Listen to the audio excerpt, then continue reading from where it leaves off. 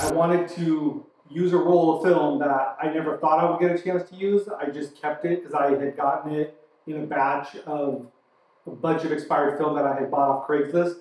And I was just like not sure if I would ever get a chance to use it. What I'm talking about is the Kodak Kodachrome. And as many of you know, that went out of production a long time ago. They don't make the chemicals for it anymore, or at least you can't get them. And so that's that.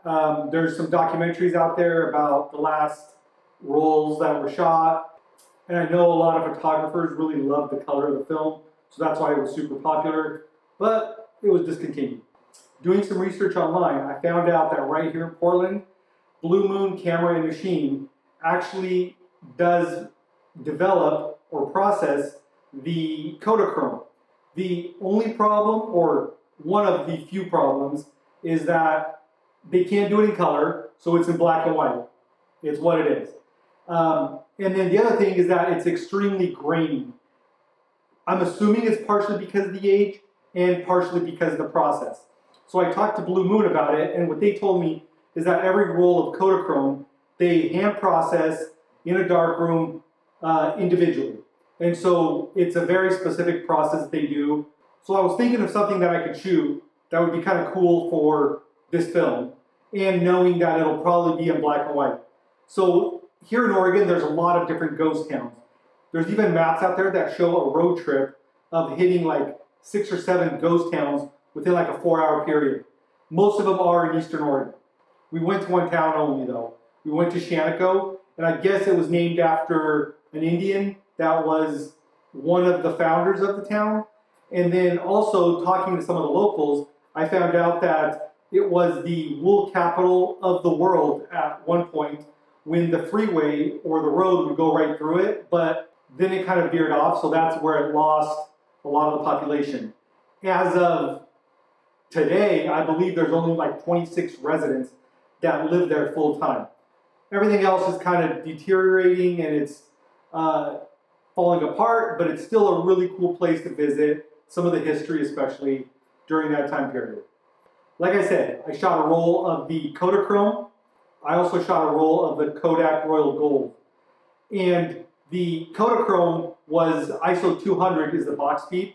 Rule of thumb is that you want to overexpose it by a stop per decade that it's expired. So the Kodachrome was expired in 1997, which meant it was about 23 years old. And so roughly I wanted to overexpose it by 2 stops, so I shot it at ISO 50. With the Kodak Gold, it was expired in 1996. With that one, what I wanted to do is just shoot it at box speed because it was already at ISO 25. So I didn't do anything different. I just sent it to the lab for processing. And then I just brought up everything after I got my scans back in Lightroom, which again caused a little bit of extra grain and stuff that maybe might not have been there if I would have shot it, 2 stops overexposed. But it's what it is. It was more kind of for fun. So with expired film, it's just one of those things. The one thing I do want to say is I hear a lot of people always saying that, oh, they love shooting film because you never know what you're going to get, or they don't like shooting film because you never know what you're going to get. That's not really accurate unless you're shooting expired film. Then, yeah, you don't know what you're going to get. You don't know how it was stored. You don't know a lot of the life of that film. And so then it's kind of hard to say if there was, moisture in the air, if there was hot, cold temperatures. So then that's going to affect the exposure of the film and the way it's going to come out at the end. Well, if you're getting new film and you know your camera, you know exactly what you're going to get. So there's really no guesswork unless you don't know what you're doing. There's really no guesswork in shooting film, especially with current emulsions, current optics. You know your camera's working correctly. That's one of my pet peeves when I hear photographers say that they like shooting film because they don't know what they're going to get. Well, expired, yeah, but new stuff, not really. You should really know exactly what you're going to get every time you shoot it. So again, like usual, I shot it on my Leica MP with the Simicron 35. So anyways, here's the shots of both the Kodachrome, which will be in black and white, and the Royal Gold, which is, of course, the color.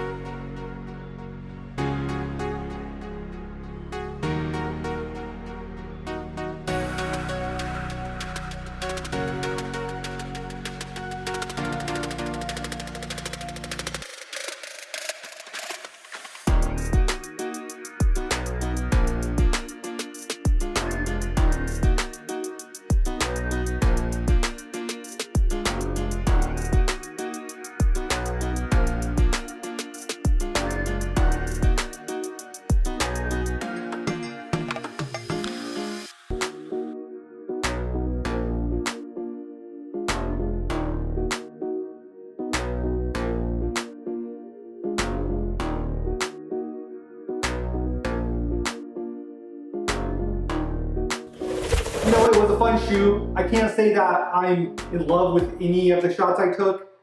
There's some fun ones, there's some good ones. Good enough to post, maybe not always good enough to print.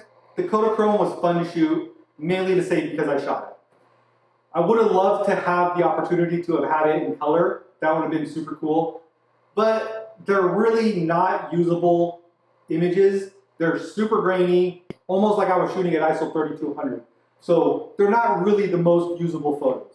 I think the only time I would use Kodachrome today is if I had a roll that was already exposed like years ago and I just want to see what's on it, or it was something like my father or grandfather shot or somebody, then it'd be fun to get it processed and see what's up. But I would not buy Kodachrome off the web or on Craigslist just to shoot it because the results aren't going to be that great. They could be some cool artsy stuff if you're like, you know, getting really close, because a lot of the stuff that I shot from farther away, all that grain just muddies up the detail.